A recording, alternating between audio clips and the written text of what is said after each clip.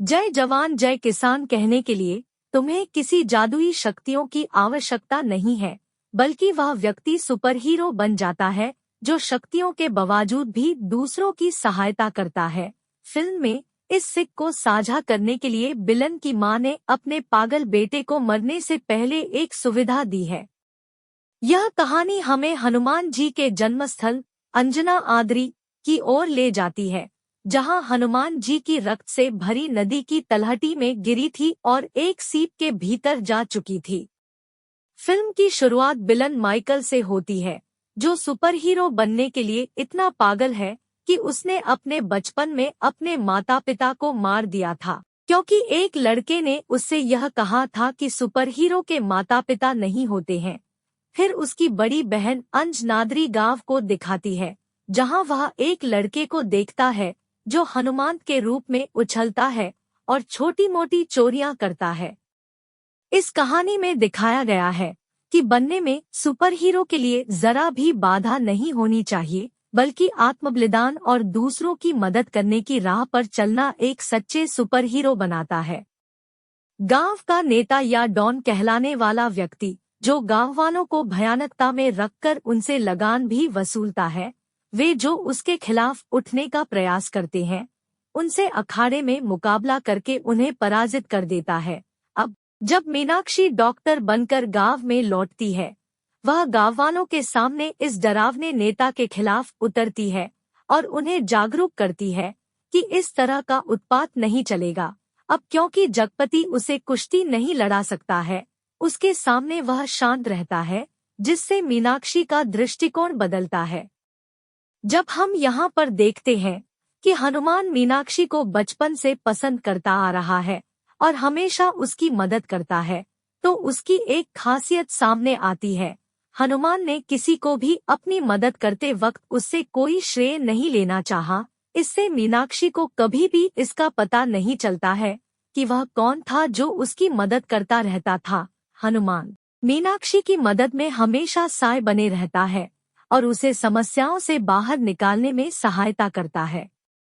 मीनाक्षी को हनुमान के प्रति कोई जागृति नहीं होती है, लेकिन वह उसके इस सब का बहुत श्रेय देती है और हनुमान की असली पहचान नहीं कर पाती है।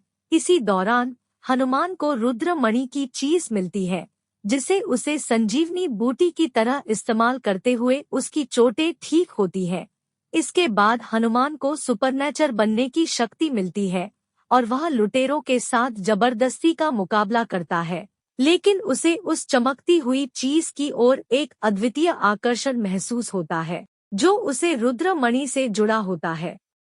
वह यह समझता है कि रुद्रमणि की शक्तियां उसे सुपर हीरो बना सकती हैं, और इसके बाद हनुमान को उसे सुपरनेचर बनाने के लिए उसकी आत्मा की बलि देनी पड़ती है। जब ट्रेन हनुमान के साथ टक्कर मारती है, तो उसे कोई चोट नहीं लगती, जिससे कि काशी को पूरी तरह से समझ आता है कि उसमें वाकई शक्ति आ गई है।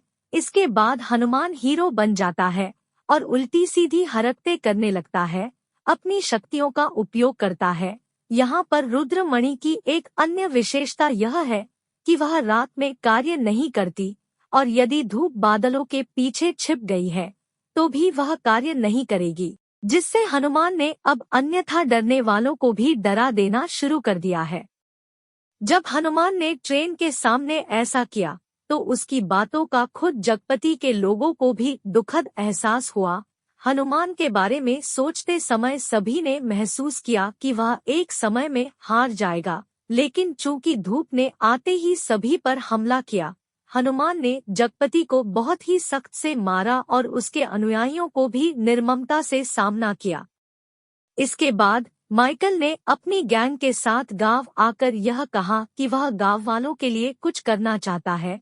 मीनाक्षी ने उससे हॉस्पिटल की मांग की और माइकल ने इसे हंसी के साथ ठुकरा दिया, कहते हुए कि इससे तो सिर्फ मजाक होगा। माइकल ने इसके पीछे एक और मकसद छुपाया था। जब हनुमान की ट्रेन के खिलाफ वीडियो ब्लॉग देखता है, तो उसने इस शक्ति को पहचाना और उसे अपने पास बुलाकर उसके खून की जांच करवाई। हालांकि हनुमान में वो शक्ति नहीं मिलती, माइकल ने इसे सुपरविलन बनाने के लिए अगले कई कदम उठाए। इसके परिणामस्वरूप सीरी को बंद कमरे में बंधक लगाई जाती है और उसके सामने जहरीली गैस छोड़ दी जाती है। हनुमान को माइकल के लोगों से मुकाबला करते हुए बचाव करना होगा। हालांकि यह आश्चर्य की बात थी कि रात हो चुकी थी, फिर भी हनुमान को गोली नहीं लग रही थी और इसके अनुसार रुद्रमणि की शक्ति अब तक हनुमान पर प्रभावित नहीं थी। इसके परिणामस्वरूप हमें यह पता चलता है कि असल में हनुमान नहीं था, बल्कि एक साधु बाबा थे जिन्होंने हनुमान का भेष धारण किया था। इस साधु बाबा के बारे में जानकारी हमें बाद में मिलेगी। कुछ दिनों बाद कुछ डकैतों ने मीनाक्षी पर एक और हमला किया, लेकिन इस बार हनुमान सबके सामने आ गया और मीनाक्षी को बचा लिया। मीनाक्षी ने अब पूरी तरह से समझ लिया था कि उसकी समस्याएं हल करने वाला कोई और नहीं बल्कि हनुमान है। हनुमान ने मीनाक्षी से शादी करने की इच्छा जताई, लेकिन उसने पहले अपनी बहन की शादी करवाने की कड़ी मेहनत की और इसके बाद ही वह मीनाक्षी से विवाह करना चाहता था। जब मीनाक्षी की शादी हो रही थी तब बहुत सारे विलन मौजूद थे जो सभी माइकल के अनुयायी थे, क्योंकि धूप बादलों के पीछे छिप गई थी। हनुमान अब कुछ भी कर नहीं पा रहा था। इस परिस्थिति को देखकर अंजममा, हनुमान की बहन, ने सभी माइकल के लोगों को बुरी तरह से पीटना शुरू किया। बादलों के पास से धूप आते ही हनुमान की शक्ति फिर से सक्रिय हो गई और उसने सभी से लड़ना शुरू किया। तब एक विलन ने हनुमान पर गोली चलाई, लेकिन गोली हनुमान को नहीं लगी बल्कि वह उसकी बहन अंजममा को लग गई। इससे हनुमान को बहुत गुस्सा आया और वह सभी को बुरी तरह से मारने लगा। इसके बाद हनुमान एक एकांत जगह पर चला गया और उसने माइकल को दोष देना शुरू किया, कहते हुए कि अगर रुद्रमणि नहीं होती तो आज उसकी बहन जिंदा होती। इसके बाद हनुमान ने उस मणि को एक जगह पर फेंक दिया और कुछ देर बाद वही साधु बाबा आए जिन्होंने हनुमान की जान बचाई थी। इसके बाद हनुमान को यह आभास हुआ कि उसने बहुत बड़ी गलती कर दी है और इससे सीधे रुद्रम की ओर जाने का निर्णय लिया। अब हनुमान को रुद्रमणि नहीं मिली थी और उसे माइकल और उसके लोगों के साथ सामना करना था, जो कि बहुत संख्या में थे। तब एक बन के सामने आए और एक छोटे से बंदर ने हनुमान को रुद्रमणि प्रदान कर दी, जिससे उसकी शक्ति फिर से प्राप्त हो गई। हनुमान ने माइकल के लोगों को बड़ी तरह से हराया और उसने सभी को मार डाला। आखिरकार माइकल को लगा कि वह अब बच नहीं सकता और वह अपने हेलीकॉप्टर से भागने लगा, लेकिन तभी हनुमान ने एक पेड़ की जड़ निकाली और सीधे उसके हेलीकॉप्टर की ओर फेंकी। जब हनुमान ने उस जड़ से हेलीकॉप्टर को पकड़ा, हेलीकॉप्टर ब्लास्ट हो गया। लेकिन एक दुखद बात यह थी कि रुद्रमणि टूट गई और उसमें जो हनुमान का रक्त था वह हनुमान की आंखों में गया। इससे हनुमान की शक्ति वापस आ गई और उसमें विभीषण आए और बताए कि रुद्रमणि टूटने पर ब्रह्मांड के सभी राक्षस, मॉन्स्टर और क्रिएचर्स जाग उठेंगे और दुनिया को संकट में डालने की संभावना है।